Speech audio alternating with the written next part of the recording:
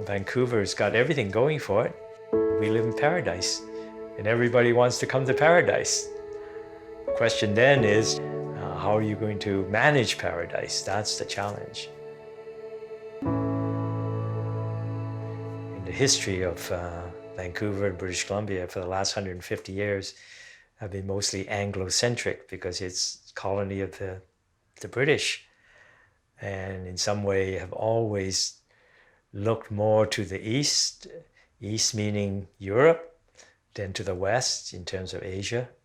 And I think with 2/3 of the world's population reaching middle class within the next 25 years, within 10 hours of Vancouver, it's going to have enormous impact to us because we're 10 hours to Hong Kong and we're 10 hours to London. So Vancouver is the new Venice. It's the meeting place of the world. And so it's the joining of Europe and Asia, but because it has been so Eurocentric for 150 years, it will now become Asia-centric for the next 50 or 100 or 150 years. So the natural forces of nature, the natural forces of world history is going to change the face of Vancouver.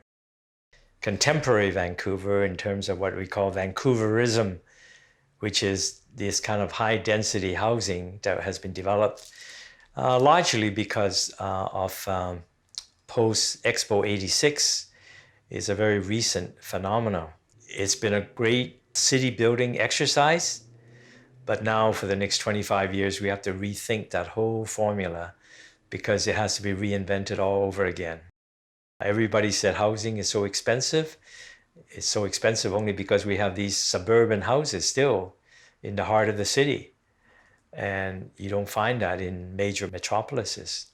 And so all the young people right now are saying, well, how am I going to have enough money to buy a house? How am I going to have, well, the fact of the matter is we have to reinvent ourselves and be smart about how we do it. We have great educational level. Every young person you come to go into a restaurant or go into a bar or go to a hotel, the service is fantastic. Why? Because most of the people working there are university graduates. Can't find any other job except working in a bar or working in a hotel. But yet we have great potential to be a tremendous high-tech center, a tremendous center of green technology, a tremendous center for education, for film, for media, for all these great things.